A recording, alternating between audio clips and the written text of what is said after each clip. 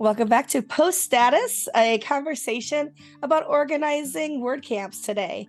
We talked a little while back with some sponsors about what it was like to sponsor WordCamps. Well, today we're going to talk to some organizers who are organizing a pretty big WordCamp. So I'm joined today by three of the organizers of WordCamp Atlanta, which is scheduled for October 14th and 15th of this year, 2023. Welcome, Annabel Prince, Aaron Reimann, and Will Middleton. Why don't you take a minute and tell us about who you are and what you do in WordPress?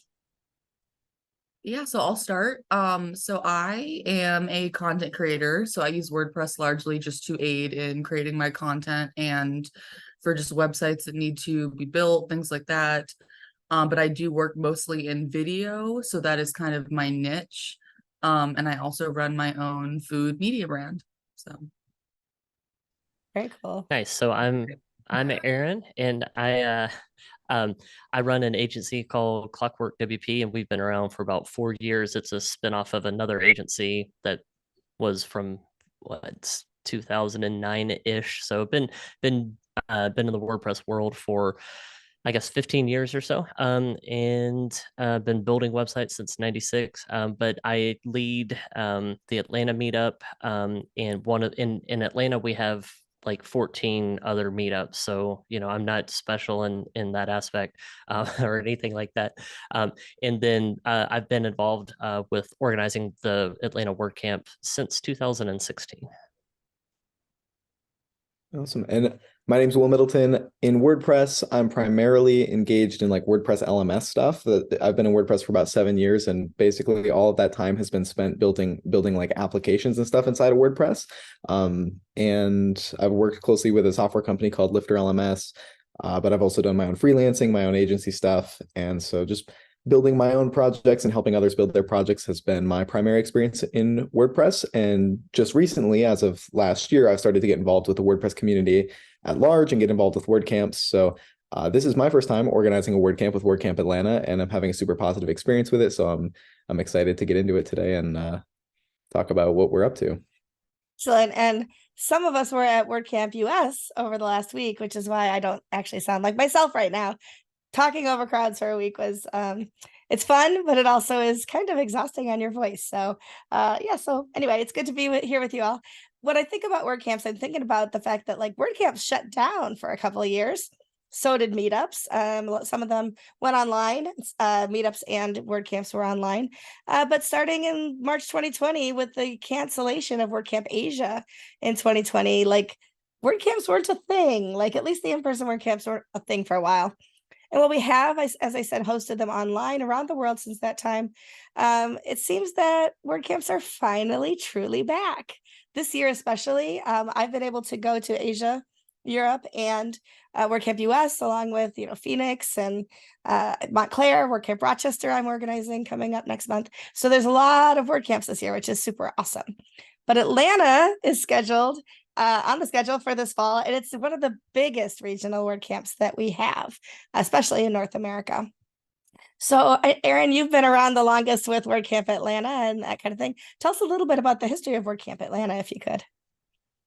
All right, don't get mad at me if I'm slightly inaccurate. So this is my recollection of it. I really we had a meetup, we meaning just in Atlanta, that was led by Judy Knight. And Judy Knight basically was one of the, I guess, she was kind of the, I don't know, head honcho, of it. And she really pushed, she had the first meetup and led that, and that was handed over to me in 2015. But I think the Atlanta meetup started about 10 years ago.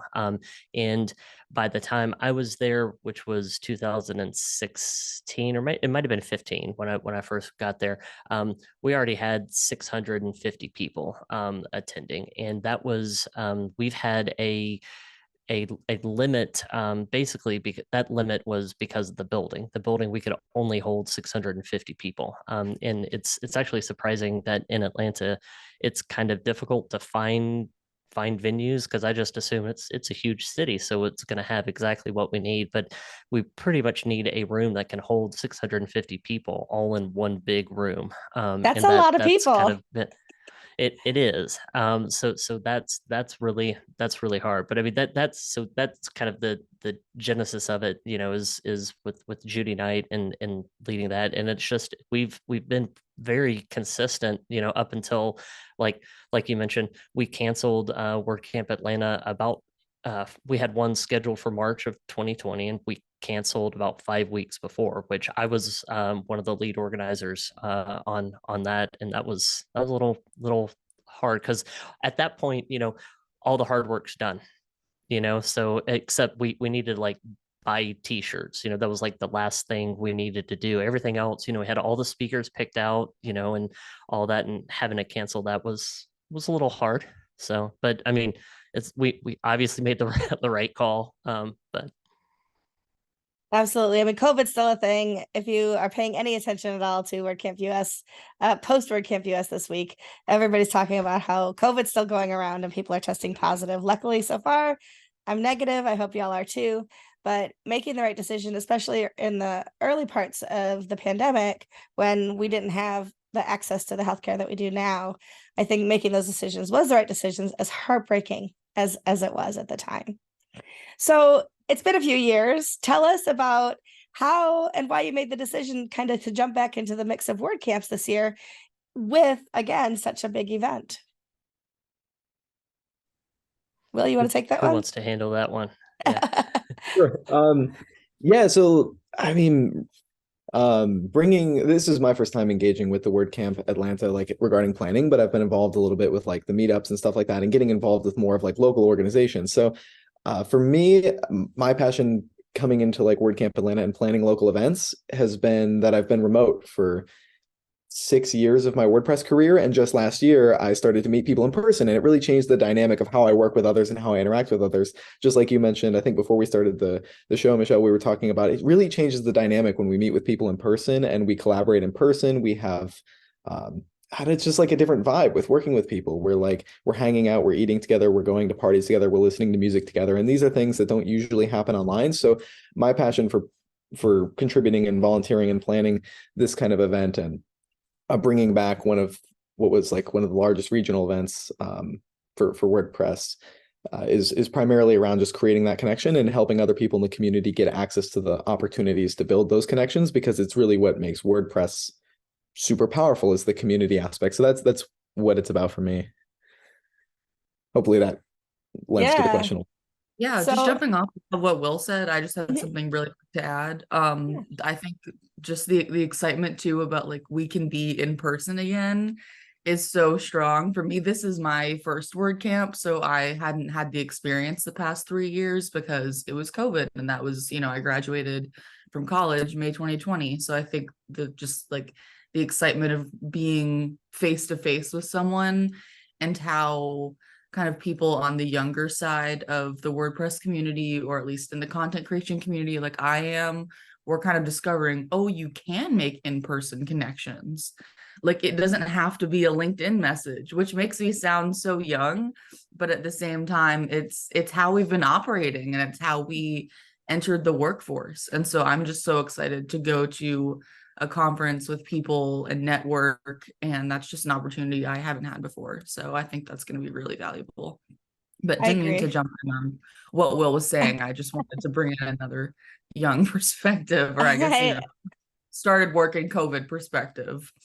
It is a different world. Even like you think about like babies that were born during that time and socialization, right? So no matter where you are in your life, like to cut back or reduce on that socialization for that amount of time makes it a little bit different when we come back into it. We've seen that, at other WordCamps this year, for sure. One thing I noted to people last week is we're all the same height on a Zoom call. Like, and then you show in person, like, oh my gosh, you're like 6'4" and I'm 5 feet tall, so, but Zoom has been kind of the great equalizer in a lot of ways. But you can't shake hands, you can't, bump elbows or fist bump or hug or any of those things that you do. And it's harder to have conversations. When you're on Zoom, you have to stop and listen to one another. In a big room, lots of conversations can be happening, for good, bad, or evil, right? As far as talking over one another, but it's very different. And the opportunity to interact with speakers, ask questions, have lunch with people at a WordCamp really is one of those things that makes the WordPress space really special. What kinds of hurdles, though, have you faced this year? What are some of the questions that you've had to answer? Some of the, the things that are like, how are we going to solve that problem in a post-pandemic WordCamp, or just in a large WordCamp in general, or just, we haven't done this in a while. How do we do this again? Aaron? Yeah, I was gonna say I'll talk about that because I think I'm old, so I've been around for a while, so I've no problem answering questions. I think the one of the things that's been really hard for us is that inflation is real, and prices have gone up, especially with things like food. And so trying to plan a WordCamp where we had we were at the same venue for 8 years, or maybe not 8 years, maybe like 6 years or so. So if we had the same venue, we would have everything figured out. Everything would be a lot smoother. But the price went up by about 50%. And so don't quote me on that, but I mean it was enough where we had to look for other things. So challenging. It's super challenging when you have this big city and you have a limited budget, and you're making a lot of phone calls. We visited a couple places, talked to a lot of other venues, and it starts, I think, pretty early on. We've been looking, I guess we started around November or so. We started talking about this camp. So we're talking, 11 months or so, for the whole thing. But to me, it starts with venues, and that was our first hurdle. And then we've just had other hurdles. We've had some people drop out, and I mean, I get it. Life happens. And so we have to find replacement, people, to come in. And it's one of those things too where none of us, I say this with a grain of salt, there might be a planned event person at one point, but I mean, we're all figuring out how to do events professionally, while we're doing this. And that's interesting. But it's a fun challenge, I think. So. You make me think about the fact that we're all volunteers in this as well. Like, nobody's getting paid to organize WordCamps, and we all have full-time jobs or businesses that we're running. And so to add this, which feels like at least a half-time job, if not another full-time job, especially as you get closer to the event, it's a lot to ask people to do that. So that some people have to drop off a team and that we bring others in isn't surprising. But also, you bring up the point, we're all in like the web business. We're not necessarily event planners. And when you're looking at a big event like this, there's a learning curve for sure. What have been some of the easier wins? What are some of the things that have worked well and easily in your life? Phew, glad we got through that so fast. I think is that to me? Okay, good. We'll start with Annabel, and then we'll come over to you, Will. Let's see if you say the same thing. My answer is short and sweet. It is just finding people, I think, because I was one of them, just people who are ready. Like, yes, I want to meet people. Yes, I will work for free because I want to work. So I think that's just been a really big positive for this year. I feel like I'm not sure how many members there were in previous years in the Slack, but I just know joining the Slack channel, I was like, wow, all these people I'm going to see at an event in person. So that's just all I had to add. But we can move to Will. I think, yeah, the wins that we've had, I think, are heavily related to like architecture that have been set up in previous years. Like, we've been leveraging like a nice spreadsheet that shows us like, these are the things we need to plan, and this is an approximate date. This is what another WordCamp has done. So we're not the first WordCamp to come back, of course, after COVID. So we're this like a new generation of WordCamps coming back after COVID, have a little bit of a different structure where we have kind of different challenges, but that we have like frameworks that we've developed in the past have led to a lot of easy wins. And then there's a lot of wins with just being able to access people outside of the WordPress community to get them involved with WordCamps, because like we've been talking about, people have been isolated for like a few years. And so there's an interest in in-person events. And so we can kind of glide off of that interest in in-person events and bring more people into WordPress. So there's some unique opportunities that we have in this kind of new challenges, new opportunities set up with with WordCamps and planning WordCamps. So I think like what Annabelle said, with a lot of people getting involved, a lot of people interested in curating an online event, we have more opportunity to tap into some interest. But then there is some friction with people getting busy and life happening and stuff. But since we have kind of a framework based on previous WordCamps, it makes it easier to switch people out and get more people involved and more easily interchangeable. Because I think there's that illusion that it's really hard to get involved with WordCamps, or that's hard to get involved with conferences, but it can be super, super simple. As simple as attending, as simple as folding t-shirts as a volunteer for like a few, like, 5 hours or something, and welcoming people to the event and showing people where like the bathrooms are, pointing them to the sponsor hall. Like, it's pretty simple to get involved. And I think helping people understand the barrier to entry is pretty low is going to help us leverage more of those opportunities for growth in WordCamp. I think that it makes perfect sense. As a WordCamp mentor, as your WordCamp mentor, even, I mentor more than one WordCamp a year, and I'm also talking to other WordCamp mentors. One of the biggest hurdles this year has been sponsorship. And I think part of that goes back to what Aaron said about the fact that everything is just so much more expensive. And also, as we kind of come off of that peak of internet boon that happened because we were all shut into our homes for so long, there's been a little bit of a leveling off of just business in general, because all those restaurants now have websites, all of those shops now have websites, all of that makes it a little bit harder. And we've had layoffs in our community as well. So have you as a group, as a team, put all of the responsibility on one person to do that sponsorship, like kind of raising, or are you all kind of like looking and hoping and helping one another in finding those sponsorships? Well, you want to tackle that, or you want me to? So, Yeah, I guess we've been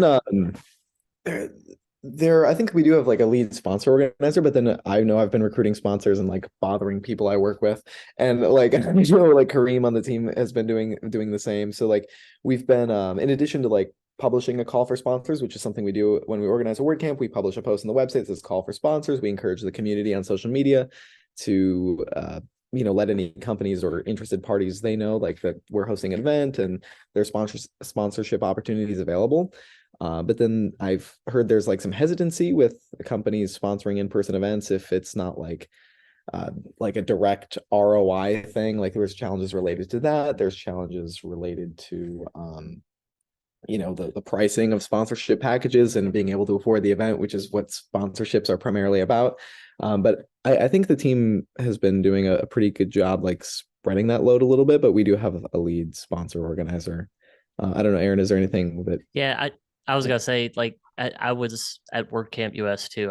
I'm talking to people, and I had a conversation with one person, and she was asking me, so what are you doing? And I sat there and thought about it, and I'm like I don't feel like I'm not in charge of a specific one role, but I was sitting there thinking, what have I been? And I'm like, oh, I found the venue. Like, I've been dealing with venue stuff, and it's just one of those things where it's the venue happens to be really close to me, and so it's easy for me. So I just kind of, and I think everyone's being very flexible, and I feel like you have to be very flexible. And if someone, even though I know Will's like running some social media, that might not be his thing, that might not be his like what he does full time. It doesn't matter. There was a need, and he's like, yeah, I can do some tweets, that's, or X's, whatever we're calling those messages now on what used to be called Twitter. So yeah.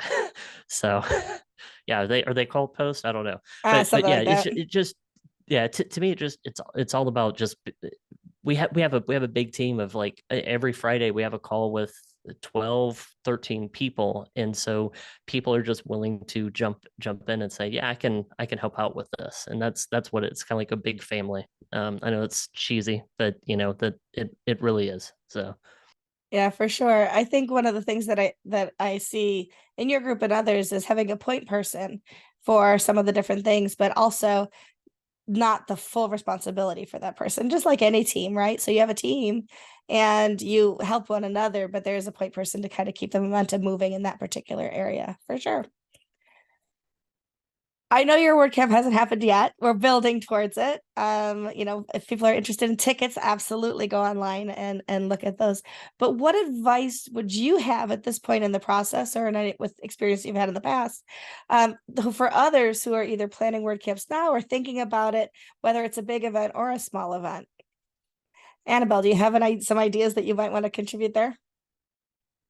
I think just going off of what Aaron has said about the event planning, just as someone who is from Atlanta and kind of know, like when he was saying like it's such a big city, there's not like a big room we can rent. And it is interesting because there are so many, cons here. I think of Dragon Con, which is coming this weekend, and it's just gonna make the city freaking insane, to censor myself, but it's just gonna make the city insane. So I think dealing with that, like in such a large city like Atlanta, especially since I have seen so many cons come through since I was a kid, through my teens.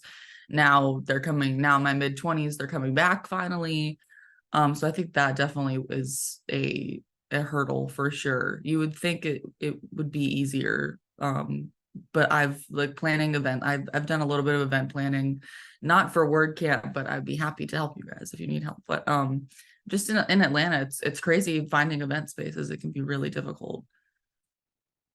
Yeah, I don't think it's just in Atlanta that's difficult. So I'm the lead organizer for WordCamp Rochester, which is a very small. So we're targeting about 100 to 120 attendees, and finding space for 100 people is not easy. One of my pieces of advice, especially for people who are thinking of along the smaller lines, is you can be creative in where you look to hold your space. I happen to remember attending an event at a public school of the arts. So I gave them a call and they're like, yeah, we're free that day. And it was only $1,500 to rent the venue for the entire day. And there's no limitation on who we can bring, how we can cater. And so you can get pretty creative about those things. If the budget isn't there, you can make the after party be hey, let's all meet up, but drinks are on you. So there's lots, and buy your own food, those kinds of things. So not having the full budget to do everything that you'd want to do doesn't mean you can't move forward and have an amazing event, because it really is about getting people together and sharing the education and things that we know and making those connections. Aaron, you look like you wanted to jump in on that too. I'm sorry, Annabelle, go ahead. Well, I was just gonna say I- I'm most excited for the connections, not the food. Yeah. So. Yeah, exactly. Yeah, that's a big part of it. Like it is really nice. Like I remember WordCamp Europe. Of course, I remember it was 2 months ago, but there were free drinks for the speaker dinner. Like that's cool and all, but it doesn't really matter too much in my opinion. It's about networking, and I think that's one of the main reasons people go to WordCamps are just you're going to meet people that you can either learn from, or you could teach, or hand work over back and forth. I mean, kind of especially I'm assuming all WordCamps are like this, but I know in the Atlanta one, I'm friends with these people. They're competitors, right? Doing air quotes there. They're competitors, but we really we have conversations with them. We hand work over back and forth, and that's to me the number one value that I get out of it is the networking, and just knowing that, oh, you're the Divi guy. Divi. If I have a Divi client come in, I'll hand that over, to you. That type of stuff, because I don't do Divi. But in having those kind of connections, I don't know how else to, like, if we didn't have WordCamps, I don't know how else I would be networking. I mean, I feel like it'd be a lot more challenging.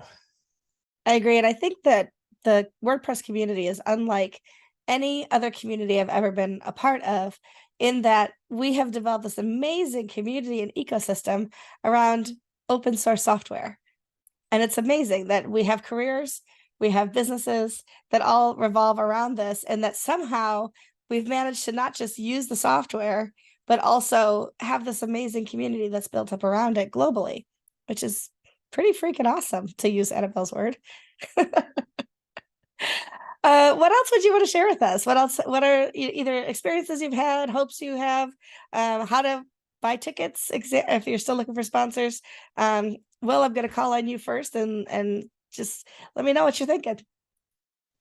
Yeah, I love that idea. Open source software, open source community is like really one of the easiest ways or the best ways to get involved with tech, get involved with businesses at different levels. So for WordCamp Atlanta, we have a website. I always just go to Google and type in WordCamp Atlanta in 2023, and then you'll find our site. I think our call for speakers and sponsors is still open. We only have like a few days left on that. But check out our website, WordCamp Atlanta 2023. That's where you can find, I don't think tickets are live yet, but speakers and sponsors are live. And then also call for volunteers just went out. So we'll also have tickets going on sale shortly. And get involved on social media. Follow us, hit us up, ask us any questions you have, because we really want to just project the openness as we come back with WordCamps and get more people involved, get more communities involved, and kind of evolve the platform and process to get more engagement. That's what I'd have to say. Absolutely. Annabelle, if people can't attend both days, is it still worth coming for one? I would say yes. I mean, I would say yes to that for any event, for, Music Midtown, Shaky Knees, if you can go one day, why not? Like, that's, yeah, at least get some benefit out of it for sure. And do you have anything else that you wanted to share about your event? I just wanted to share that I am, a newbie as well. So if anyone's like scared or they're thinking, oh, I've never been, and those are strangers and it's hard to connect, especially after these 3 years as a young person, like I've been there. And once you kind of jump over that hurdle, it's so much more exciting. And it's like the world's so much bigger. So I would just recommend to people, even if you're scared, to like come for the first time. I think it's going to be a lot of fun, and networking is just, it's in-person networking is just it's changing the game again for all of us. And so I think it's just an amazing opportunity. I was really happy to be asked to help out this year. Excellent. Aaron, why don't you bring it home for us? Yeah, I was just gonna say we're gonna need a lot of volunteers. So if you don't know how to get involved, like Will said, we need help folding T-shirts. We need people to point, go this direction. I mean, stuff like that. We're gonna need volunteers for every aspect of it, because it's 100% volunteer run. So if you can dedicate just a half a day, during the event or before, just reach out and get involved, because we could use you in any capacity. So Well, I thank you all so much for being here, sharing your experiences and hopes for the future. And I'm really looking forward to seeing a successful event happen for WordCamp Atlanta this year, and then continuing on for many years to come. So Aaron, Will, Annabelle, thank you so much for sharing your thoughts, your expertise with us. And we'll look forward to hearing about your success later. Have a great day. thank you.